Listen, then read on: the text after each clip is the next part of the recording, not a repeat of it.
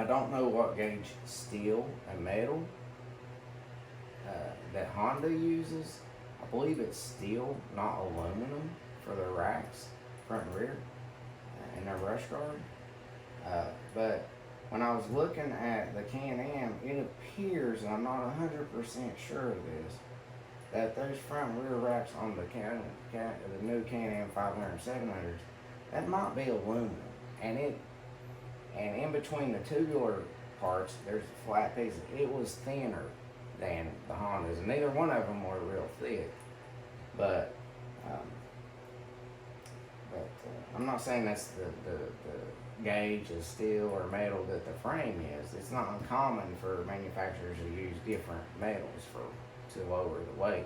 If you remember the former Honda Renacon 680, they have aluminum front and rear racks in some of them. And Honda did this too. And I had a Brute Force 750. It had a lighter steel, probably aluminum front and rear racks than the heavier duty frames. So, you know, you can't write it off on that. I was trying to really get in there and look at those frames on the Can-Ams.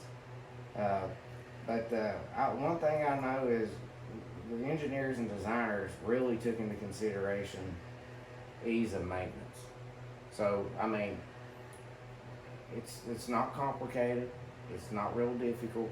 Get your repair manual for either a Honda or whatever machine you get, a tech repair manual, not an owner's manual. And, you know, you can repair it yourself. And you'll know the process and what it is. I have two repair manuals for that Honda 4Trax 300 I have, and you could rebuild the whole thing. Anyways, so I was looking at that on the Can-Am Outlander Pro. I didn't get the footage I wanted. Like I mentioned, they were wanting to leave, and I got there a little late. I should have probably filmed first, then talked with the techs, but I didn't really talk with the salesman. I guess this other guy, he dealt with sales, but he was also a tech. So I was looking at him. The frame looks well built. The welds are good. I mean, you know, I don't have any. I mean, they haven't been out long enough to really be put through their paces for several years, and more people to have them to see what kind of issues people are having with them. I have seen people when they first started getting them that there were some quality control issues from the factories where they were assembled. Loose hoses, maybe loose bolts, things that really shouldn't happen. But you know, when you're dishing 12 grand into a new machine, you don't want to see that. And some people recommend when you get it, take some of the plastics off, which I know one shouldn't really have to do that, and look the machine over to check for that. It's not necessarily the engineers or the quality of material, it's just the individual factory workers that are putting them together, you know, may not do that good of a job. I don't know. So I have seen people run into some issues with that. Not real bad. I did see, like I mentioned before, a Can-Am Outlander. Wasn't the Pro model, but basically the same build other than the transmission.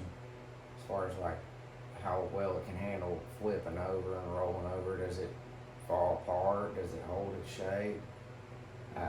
The guy did roll it over, bent the racks, bent the fenders, but it overall, to take a pretty bad flip and it weighing 800 and some pounds, did pretty good.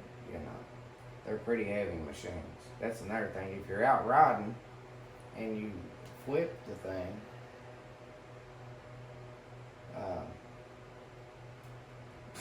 it's a big machine to have to roll over.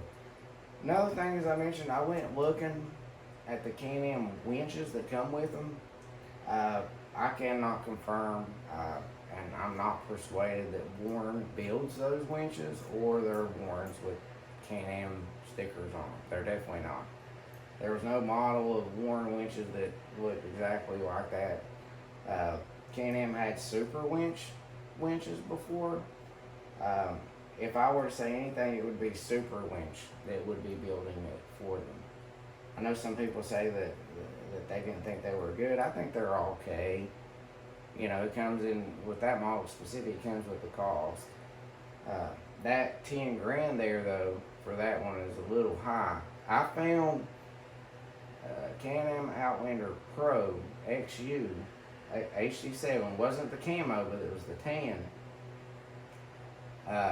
for 7,100 Pro XU model. And so I did the math on the skid plates, the center console you need for the windshield, hand guards, and everything, and a winch, and I'm still under that 10 grand, you know, and that includes the windshield, the wind deflectors, the center console, the hand guards, a winch, like super winch or something, and I don't remember what the mount cost, but that's in the same skid plate package that the Hunter Edition has. So, with everything that being said, you know, the asking price is a little high. You're paying a lot for that camo pattern, but that's not necessarily the out the door price. There's other dealers that are offering better deals than what they do. They only had 2 Hondas there. The last time I went to that dealership was few years ago, and they had all kinds of Hondas. I don't even remember them having Can-Ams. They may have just recently picked up selling Can-Ams, because the other Can-Am dealership on the other side of town is no longer there. I think they went out of business during COVID, so they may have picked up Can-Ams. They had one Yamaha Grizzly in a crate, he said. They just sold a couple of their Kodiaks.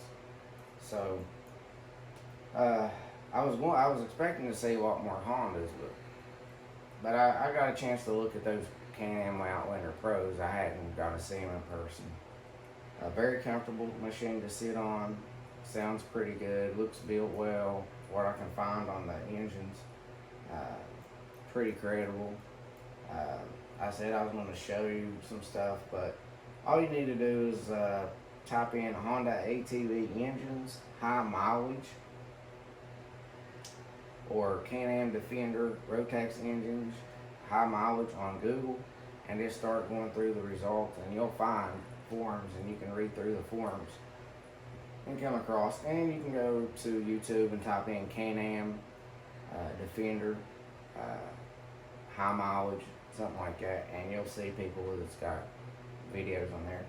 Another thing I would recommend is for cold starts, if you live in a place where it's sub-zero, look at the cold start videos of both Honda Rubicons, Honda Ranchers at negative 15, 10, 20, 30, 40 degrees below Fahrenheit or Celsius, whichever.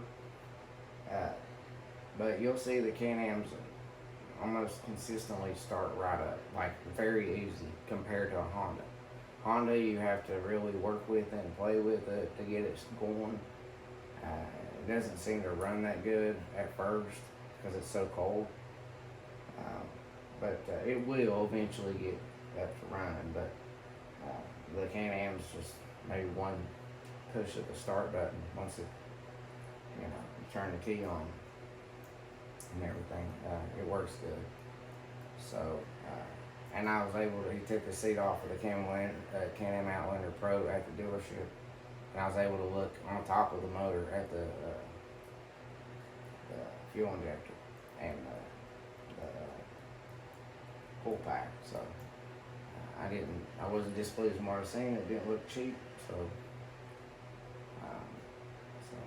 yeah, so you can do the cold start for the Can-Ams, cold start for Honda, see the differences. You don't want to be out in those temperatures out in the middle of the woods, say here in northern Wisconsin, riding in the wintertime when it's very cold and you can't get it to start.